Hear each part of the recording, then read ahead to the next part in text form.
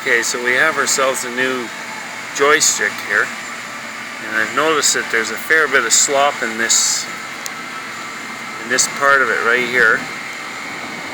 Just put this on it there about 3 days ago. The complaint, of course, is that it won't.